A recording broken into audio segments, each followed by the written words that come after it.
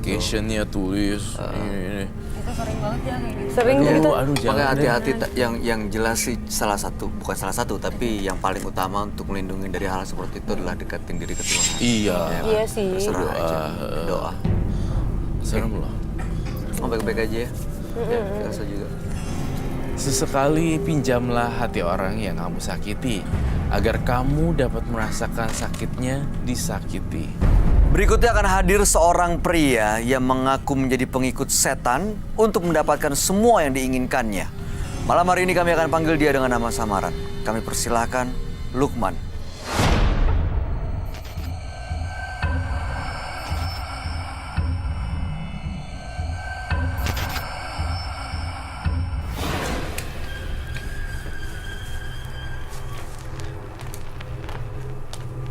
Silakan Mas. Kaki. Silakan. Selamat malam. Malam. Selamat malam Mas Lukman. Selamat malam. Apa yang mau Mas Lukman ceritakan? Yang saya ceritakan dulu saya mempunyai pengalaman dari hasil perjalanan hidup saya, yaitu bertapa di dalam gua, berendam diri di muara-muara sungai. Karena dulu tujuan saya adalah di saat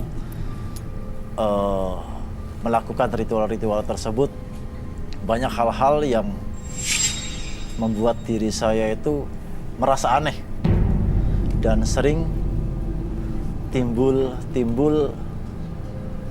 kekuatan-kekuatan yang muncul dalam diri saya pribadi. Jadi sebenarnya tujuan pertama kali melakukan ritual-ritual itu untuk mendapatkan kekuatan, kesaktian, seperti itu? Betul, betul sekali. Terus setelah melakukan segala macam ritual, emang dapat apa yang diinginkan? Betul, betul. Apa yang saya harapkan dari yang saya ritual tersebut, banyak hal yang saya dapat. Seperti apa? Di antaranya adalah ilmu kebal. Dari senjata tajam, Senjata tajam, api, senjata senjata tumpul, api, semua nggak berasa? semuanya tidak berasa. Oke. Ilmu kebal itu untuk jaga diri atau untuk apa sebenarnya? Yang pertama adalah untuk jaga diri secara fisik. Lalu?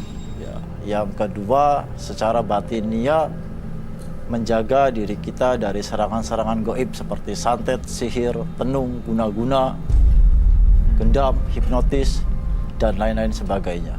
Dan sudah terbukti ada yang Dan melakukan itu tapi nggak kena? sudah terbukti Nggak kena.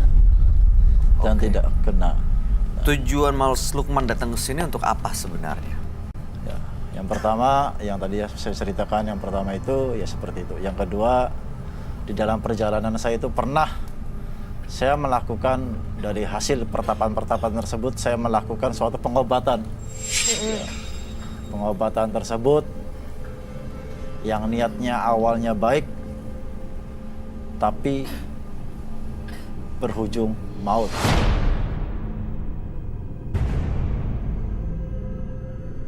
Gimana tuh? Pada saat saya mengobati si pasien dengan cara-cara ritual yang sangat-sangat disayangkan, pasien tersebut akhirnya tidak bisa tertolong dari ulah acara ritual-ritual yang saya lakukan. Jadi dengan kata lain, Mas Lukman ini menjalankan profesi sebagai seorang dukun. Betul, betul. Oke. Baik, sudah lama itu. Ya, cukup lama, cukup lama. Lalu untuk apa Mas Lukman datang ke sini? Ya, saya menceritakan bahwa perjalanan hidup saya ini jangan ditiru. Setidaknya perjalanan-perjalanan ritual saya yang saya jalankan, yang saya alami sampai saat ini, jangan sampai ditiru di kalangan-kalangan orang yang haus dengan keilmuan yang sifatnya gaib tersebut. Karena yang saya rasakan dan selama saya berjalankan ya bisikan-bisikan ataupun rongrongan-rongrongan bahasa-bahasa yang di luar nalar manusia itu selalu mengganggu dalam pikiran saya pribadi. Jadi malah nggak tenang juga hidupnya. Oh Ya. gitu ya? Soalnya Iya. aku ada uak aku, kakaknya bokap, itu yang udah pernah sama kayak yang AA lakuin gitu kan. Jadi udah di goa segala macem. Terus Dia sih nggak kebal, cuman dia tuh kayak Punya kesaktian lah, punya kemampuan. dia terlalu menghayal tinggi gitu, misalnya bakal dapat uang apa gitu Bener loh. nggak tapi dapat? Ternyata tapi kenyataannya malah enggak gitu. Dan Dan aku dia- aneh gitu, kok terlalu percaya sama gituan sih. Terus sekarang jadi baik-baik Sampai aja. sekarang udah lama, dari aku masih SD sampai aku gede. Sekarang nih masih tetap percaya yang kayak gitu, masih. Kakaknya bokap. Kalau bapaknya masih sampai sekarang. Sampai Itu udah lama nggak? sekarang sudah lama sekali, tapi Kan? sekarang sudah mulai berhenti dalam artian Bagus sih. ya secara batiniah ya hati kecil itu tetap berteriak ingin melepaskan hal semacam ini, tapi susahnya luar biasa. Iya kan, pantesan Oke. soalnya kakek bokap juga susah. Nggak bisa Terus lepas emang ya? khayalannya terlalu tinggi ya, kayak misalnya pengen ngedapetin uang ini, ngedapetin uang itu. Ada keinginan ini itu yang aneh-aneh gitu. Nah, terus saya mau tanya, itu kan ada keinginan untuk melepas semuanya. Tadi Mas Lukman bilang hidupnya tidak tenang. Betul. Gangguannya seperti apa sih yang bikin gak tenang? Gangguan itu bayangan-bayangan, terutama di saat kadang di saat kita duduk termenung sendiri, tidak ada teman yang menemani itu, yang namanya suara yang menakutkan ataupun bahasa-bahasa yang selalu merongrong hati saya pribadi untuk melakukan sesuatu hal yang kadang melakukan sesuatu hal tersebut ini udah di luar batas kemanusiaan.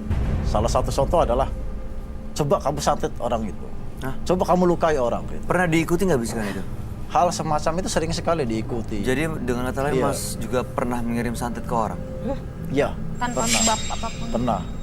Pernah. Ya, kadang tanpa sebab apapun, ya kadang namanya sifatnya manusia di saat tergores, terpaksa hatinya ataupun terluka hatinya sedikit itu mudah emosional yang tinggi. Jadi emosional karena merasa punya ilmu, punya kemampuan, akhirnya langsung menyerang secara gaib.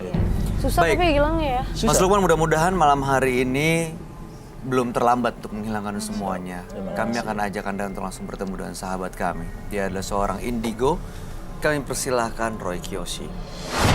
Sebelumnya, tim Mata Batin sudah memberikan tanggal lahir dan nomor rumah partisipan kepada Roy Kiyoshi. Dengan mata batinnya, Roy akan membaca berdasarkan angka yang kami berikan. Lukman terlahir dengan tanggal lahir 5 Oktober 1986 dan nomor rumah 17. Sosok yang misterius dan menyukai kesendirian. Saya melihat banyak sekali hal aneh yang disembunyikan olehnya. Saya merasakan ada aura yang sangat buruk dan jahat di dalam tubuhnya.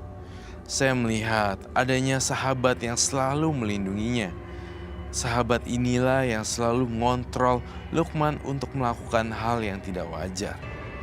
Ia adalah sosok gaib yang terus bersama Lukman. Saya melihat sosok Lukman bersama arwah-arwah gentayangan.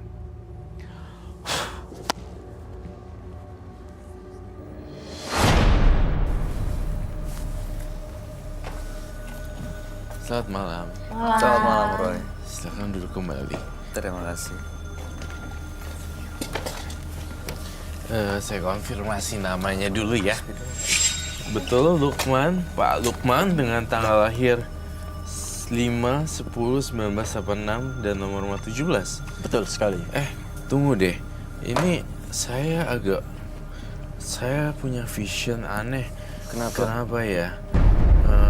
Kamu 86, tapi mukanya kayak umur 40. It doesn't make sense to me. Iya, Baru aku 86 ngomong. itu berarti 32, 33. 33. Kamu sering Tuh. bilang katanya kalau orang udah punya banyak ilmu seperti ini bisa kelihatan lebih tua dari umurnya ya, Roy?